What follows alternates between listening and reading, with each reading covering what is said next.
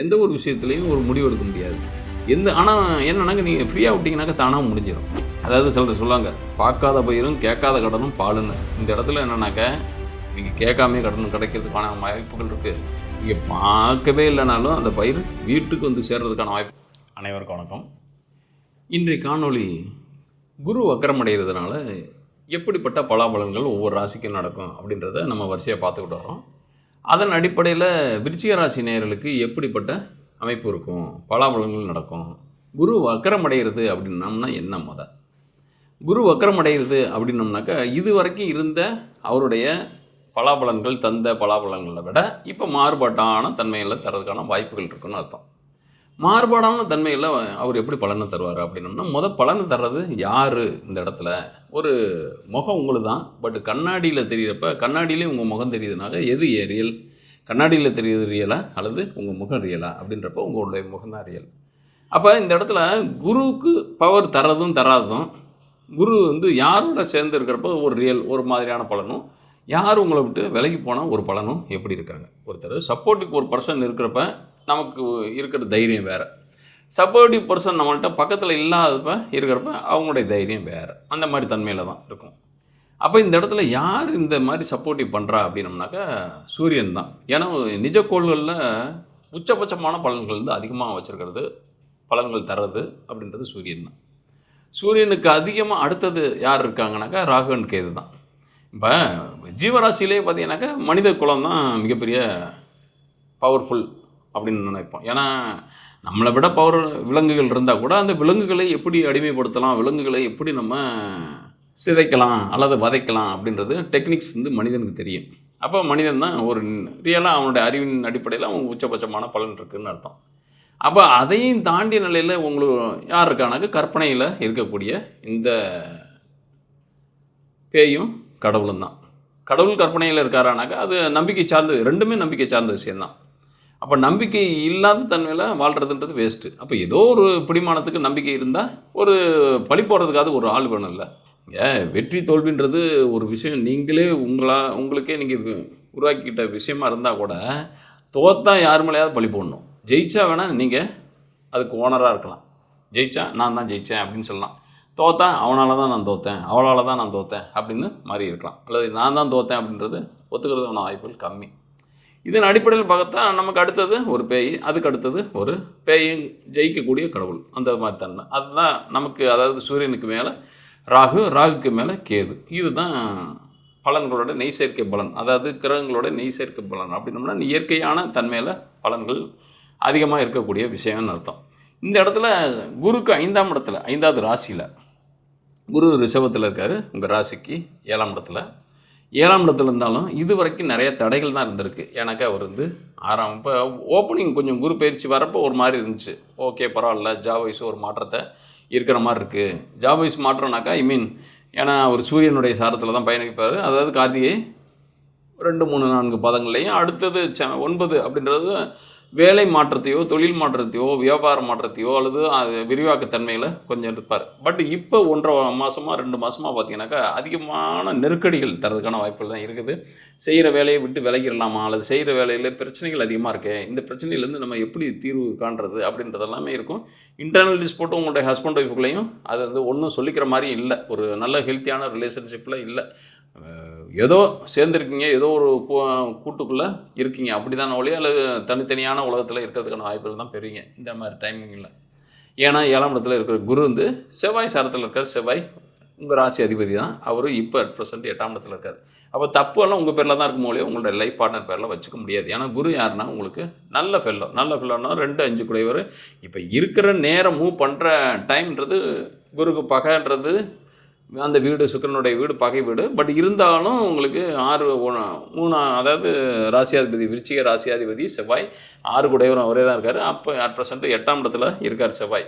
அப்போ 8ஆம் இடத்துல எப்போயுமே ஒரு ராசியாதிபதியும் சரி லக்னாதிபதியும் சரி, லக்னத்துக்கு லக்னாதிபதி 3, 6, 8, 12 மறையக்கூடாது. அதே மாதிரி ராசிக்கு ராசியாதிபதி அப்படின்றப்ப அந்த லக்னத்துக்கு அந்த ராசி 3, 6, 8, 12 அமையக்கூடாது. அப்படி அமைஞ்சாலே உங்களுடைய லைஃப்ன்றது இதுதான் என்னுடைய வாழ்க்கை அப்படின்ட்டு நீங்கள் அக்செப்ட் பண்ணும் பட்சத்தில் அது பீஸ்ஃபுல்லாக இருக்கும்.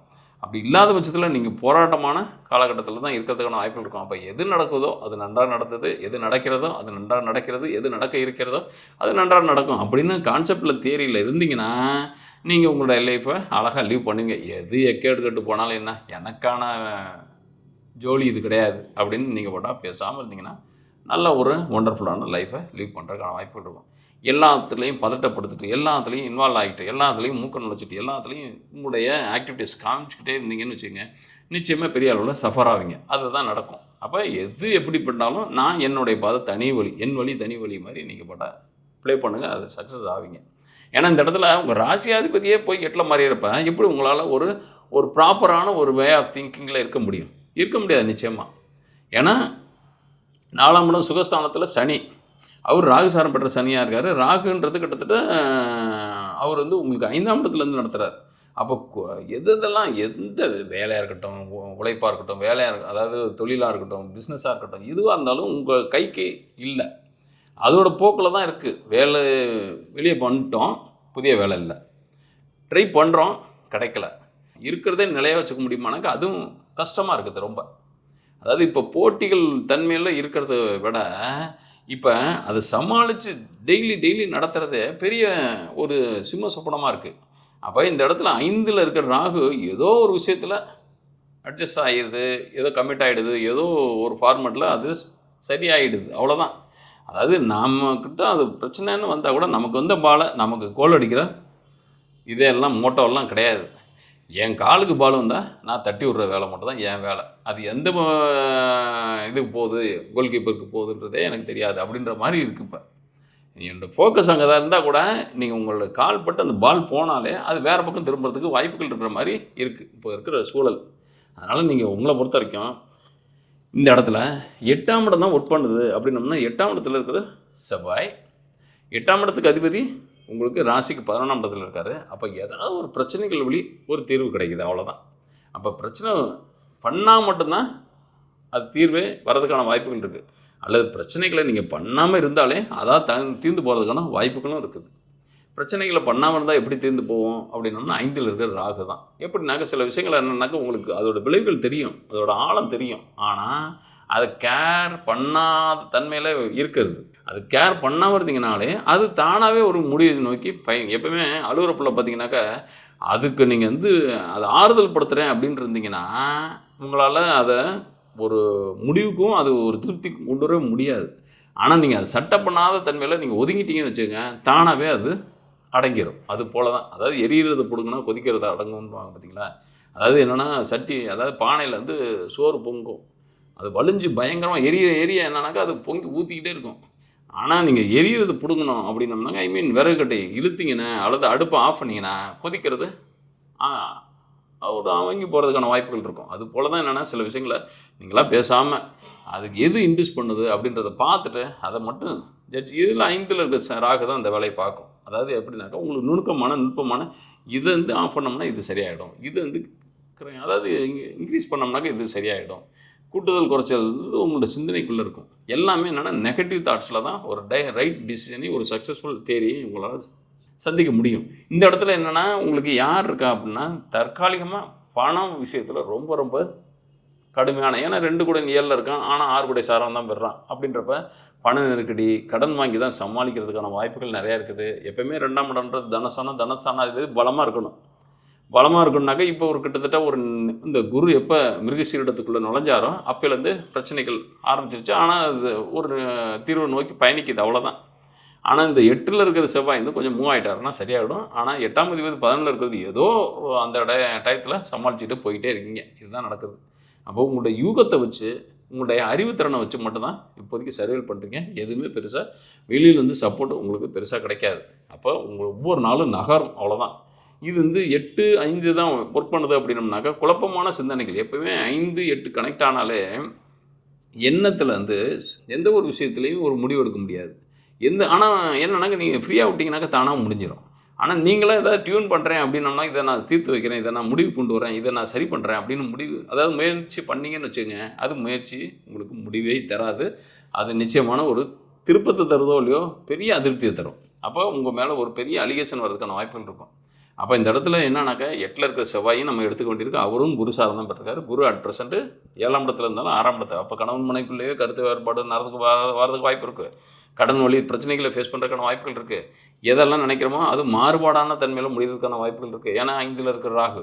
ஆனால் இந்த இடத்துல ஒரே ஒரு ப்ளஸ்ஸு என்னன்னாக்கா, இப்போ வரக்கூடிய டிசம்பர் 30க்கு பிறகு பார்த்தீங்கன்னாக்கா, இவர் ராகுலேருந்து சனி 4ல் இருக்கிற சனி 2 5 கூடைய குருவோட ஸ்டாருக்குள்ளே நுழைகிறார், புரட்டாதி நட்சத்திரத்துக்குள்ளே. அப்போ மிகப்பெரிய அளவில் மாற்றத்தை எதிர்பார்க்கு. அப்போ டிசம்பர் 30க்கு பிறகு பார்த்தீங்கன்னாக்கா, இந்த வாழ்க்கையை இப்படி இல்லாமல் நம்ம வாழ்ந்தோம் 2024 அப்படின்னு சொல்கிறதுக்கான வாய்ப்புகளை 2025 பெறுவீங்க. அப்போ இவ்வளோ தூரம் கஷ்டப்பட்டோம், ஆக்கப்படுத்தாச்சு, இனிமேல் ஆரப்பொறுக்கணும், அவ்வளோதான். இன்னும் ஜஸ்ட்டு இப்போ என்னன்னாக்கா, இப்போ 9 முடிய போகுது, இன்னும் ஒரு 10 நாள் கூட இல்லை. 10 11 12 30 அப்படின்றப்ப டிசம்பர் 30 பார்த்தீங்கன்னாக்கா, இங்கே சனி பயிற்சி என்னவோ அடுத்த ஆண்டு தான் வருது. பட் ஆனால் அதுக்கு யானை வரும் பின்னே மணி ஓசை வரும் முன்னேன்ற மாதிரி குருவோட ஸ்டாருக்குள்ளே சனி பிரவேசம் பண்ணிடுவார். குரு வீட்டுக்கு அடுத்த ஆண்டு நுழைஞ்சா கூட குருவோட ஸ்டார் பூரட்டாதி நட்சத்திரத்தில் நுழைஞ்சாலே குருவோட வைப்ரண்ட் ஆகிடும். எப்போயுமே ஒரு கோள் அந்த கோளோட தன்மையை காட்டிலும் கோள் எந்த ஸ்டாரில் நிற்கிறாரோ அந்த ஸ்டாரோடைய அம்சத்தன்மை தான் அதிகமாக செயல்படும். இப்போ அம்சத்தன்மை அதிகமாக செயல்படும்னாக்க இந்த இடத்துல குருவோட 1ஆம் பாதம் அப்படின்னோம்னா அவரும் சனியும் 6ஆம் இடத்தை தான் இண்டிகேட் பண்ணுவார். அப்போ 6ஆம் இடம் இப்போ கேட்டாலும் கிடைக்காத கடன் இருந்தால் இப்போ ஈஸியாக கிடைக்கும். ஏன்னா 2 5 கூடைய குருவோட ஸ்டாரில் தான் சனி வராரு. அப்படின்றப்ப கேட்டாலும் கிடைக்காத கடன் அப்போ கேட்காமே கிடைக்கிது. ஒன்று பார்க்காத, அதாவது சிலர் சொல்லுவாங்க, பார்க்காத பயிரும் கேட்காத கடனும் பாலுன்னு. இந்த இடத்துல என்னன்னாக்கா, நீங்கள் கேட்காமே கடன் கிடைக்கிறதுக்கான வாய்ப்புகள் இருக்குது. நீங்கள் பார்க்கவே இல்லைனாலும் அந்த பயிர் வீட்டுக்கு சேர்றதுக்கான வாய்ப்புகள். அப்போ நீங்கள் கேட்காமே சில நல்ல விஷயங்கள் நிறையா நடக்கிறதுக்கான வாய்ப்புகள் இருக்குதுன்னு அர்த்தம். அப்போ என்னன்னாக்கா, குழந்தை பேர் இல்லை அப்படின்னம்னாக்கா அது அதிகபட்சம் உங்களுக்கு வர்றதுக்கான, ஏன்னா 5 கூடைய ஒரு சாரத்தில் 4 கூடைய சனி பயணப்படும் போதே உங்களுக்கு சக்ஸஸ், வெற்றின்றது மிகப்பெரிய அளவில் கொண்டாடப்பட வேண்டிய ஒரு விஷயமும் மாறிடும். ஏன்னா சனியை பொறுத்த வரைக்கும் உங்களுக்கு ராசிக்கு பகையாக இருந்தால் கூட அவர் உங்களுக்கு 3க்கும் 4க்கும் உடைய அதிபதியாக இருக்கார். அப்போ சனின்றது பவர்ஃபுல்லான ஒரு தன்மையில் இருக்கக்கூடிய நபராக இருக்கார். அப்படின்றப்போ அது உங்களுக்கு ராசிக்கு எகென்ஸ்ட்டு. பட் அந்த ராசி எகென்ஸ்டாக இருந்தால் கூட அவர் வெற்றியை தர்றதுக்கான 3ன்றது உபஜய ஸ்தானங்களில் முக்கியமான ஸ்தானம், வெற்றி ஸ்தானத்தில் முக்கியமான ஸ்தானம். ஏன்னா 3 7 11ன்றது 11 ஜெயஸ்தானம் வெற்றி ஸ்தானம்னா கூட 3ன்றது வீரிய ஸ்தானம். அப்போ இந்த இடத்துல உங்களுக்கு எதெல்லாம் நீங்கள் முயற்சி எடுக்கிறீங்களோ அதெல்லாம் சக்ஸஸ் ஆகிறதுக்கான வாய்ப்புகள் இருக்குது. இப்போ விருச்சிகராசி நேர்களை பொறுத்த வரைக்கும் இந்த குரு வக்ரகதியில் இருக்கிறப்ப புதிய புதிய பிளான்களை மட்டும் போடுங்க. எக்ஸிக்யூஷன் அப்படின்றது டிசம்பர் 30க்கு பிறகு பண்ணுங்கள். ஏன்னா வக்ரகதி நிவர்த்தி அடைகிறது அப்படின்றது உங்களுக்கு பிப்ரவரி மாதம் தான் நடக்கும், பிப்ரவரி 4ஆம் மாதம் தான் நடக்கும். பட் உங்களுக்கு ஜனவரி பார்த்தீங்கன்னாக்கா அதுக்குண்டான மிகப்பெரிய அளவில் உங்களுக்கு ஒரு கிளைமேட் மாறுறதே நீங்கள் பார்க்கறதுக்கான வாய்ப்புகள் அதிகமாக இருக்கும். ஏன்னா நினைக்கிறது நடக்கணும், நினைக்கிற எந்த விஷயமா இருந்தாலும், படிப்பாக இருக்கட்டும், வேலையாக இருக்கட்டும், திருமணமாக இருக்கட்டும், ஒரு ஜாப் வைஸு, வெளிநாடு பயணமாக இருக்கட்டும், இந்த இடத்துல என்னன்னாக்கா 8 சம்மந்தப்படுது அப்படின்றப்ப அசையா சொத்துக்கள்லாம் நீங்கள் வாங்குறதுக்கான வாய்ப்புகள் இருக்கும். திடீர் அதிர்ஷ்ட யோகங்கள் வர்றதுக்கான வாய்ப்புகள் இருக்கும். இன்னும் சொல்லப்போனா பங்குச்சந்தை ரிலேட்டடாக ஏதாவது ஒரு இன்வெஸ்ட் பண்ணுறீங்க அப்படின்னோம்னாக்கா அதில் சக்ஸஸ் ஆகிறதுக்கான வாய்ப்புகள், அது சக்ஸஸ்ஃபுல் ஃபார்முலாலாம் உங்களுக்கு தெரியறதுக்கான வாய்ப்புகள் நிறையவே இருக்கும். அதனால் கவலைப்படாதீங்க. இந்த டைம்ன்றது இது நாள் வரைக்கும் வந்த இதை விட இந்த வக்ரகதியில் அதுலேயும் பர்டிகுலராக ஸ்பெசிஃபிக்காக உங்கள் டிசம்பர் 30க்கு பிறகு பார்த்தீங்கன்னாக்கா இந்த இடத்துல சனியோட ரோலு பெரிய அளவில் உங்களுக்கு ஹெல்ப் பண்ண போகுது. அப்படின்றப்ப குரு அதே டயத்தில் குரு என்ன பண்ணுவார்னாக்கா உங்களுக்கு அந்த வக்ரகதி அப்படின்றது 1ஆம் இடத்துக்கு வந்துட்டு அதுக்கப்புறம் தான் அவர் வக்ரகதியிலேருந்து நிவர்த்தி அடைஞ்சு அவர் 8ஆம் இடத்துக்கு போவார். 8ல் போய் 2 5 கூட 8க்கு போய் மறையிறது அப்படின்றது இந்த இடத்துல மறைஞ்சால் கூட இந்த இடத்துல சனி பயணப்படுறது முக்கியமான ரோலாக. 8ல் அஷ்டமத்துக்கு வந்தால் கூட இந்த 5ல் இருக்கக்கூடிய சனி 5ஆம் அதிபதி சாரத்தில் பயணிக்கக்கூடிய சனி அப்படின்றது மிகப்பெரிய அளவில் பாசிட்டிவான திடீர் அதிர்ஷ்ட யோகங்களை தரதுக்கான முக்கிய வாழ்க்கையில் தரக்கூடிய முக்கியமான திருப்பங்களை தரதுக்கான வாய்ப்புகள் பெரிய அளவில் இருக்கும். அதனால் இந்த எந்த விதத்துலேயும் இந்த வக்ரகதி அப்படின்றது உங்களுக்கு நசிவையோ அல்லது நஷ்டத்தையோ தரதுக்கான வாய்ப்புகள் குறைவு. அப்போ நீங்கள் எடுக்கிற பிளானை மட்டும் ரொம்ப யூனிக்காக வச்சுக்கோங்க. அது பெரிய அளவில் சக்ஸஸ்ஃபுல்லாக டிசம்பருக்கு பிறகு ஆக்டிவில் இருக்கிறதுக்கான வாய்ப்புகள் நல்லாயிருக்கும். இந்த காணொலி பற்றிய கருத்துக்களை கமெண்ட் பாக்ஸில் பதிவிடுங்க. மேலும் உங்களுக்கு ஏதேனும் சந்தேகங்கள் இருந்தால் கமெண்ட் பாக்ஸில் உங்களுடைய date of birth, time of birth, place of பர்த்தை பதிவிட்டு உங்களுடைய கேள்விகளையும் பதிவிடுங்க. அதுலேயே நான் பதிலளிக்க ட்ரை பண்ணுறேன். மேலும் உங்களுக்கு தனிப்பட்ட முறையில் ஜாதகத்தை அனலைஸ் பண்ணணுன்னாக்கா உங்களுடைய date of birth, time of birth, place of பர்த்தை பதிவிட்டு, அதாவது இந்த திரையில் பார்க்கக்கூடிய நம்பருக்கு பதிவிட்டு அதிலேயே உங்களுடைய பிரச்சனைகளையும் பதிவிடுங்க. அதாவது வாட்ஸ்அப் சென்ட் பண்ணுங்கள். யாரும் கால் பண்ணாதீங்க தயவுசெய்து. ஏன்னா கால் பண்ணால் எடுக்கிறதுக்கான வாய்ப்புகள் கம்மி. மேலும் நீங்கள் கேட்ட டைமிங்கில் என்ன மாதிரியான ஃபார்மாலிட்டிஸ் இருக்கோ அதை வந்து சென்ட் பண்ணுவாங்க ஆஃபீஸ்லேருந்து. அதை நீங்கள் கீப்பப் பண்ணும் பட்சத்தில் நிச்சயமாக உங்களுக்கு உண்டான கேள்விகள் ப்ளஸ் உங்களுடைய ஜென்ம சார்ட்டில் என்ன மாதிரியான ஸ்டஃப் உங்களுடைய ஜாதகம் இருக்குது அப்படின்றதும், உங்களுடைய திசாபுத்திகளில் எந்த மாதிரியான தன்மையில் இப்போ பயணிக்கிறீங்க, இன் ஃப்யூச்சரில் பயணிப்பீங்க அப்படின்றதையும் டீட்டெயிலாக உங்களுக்கு வாய்ஸ் ரெக்கார்ட் பண்ணி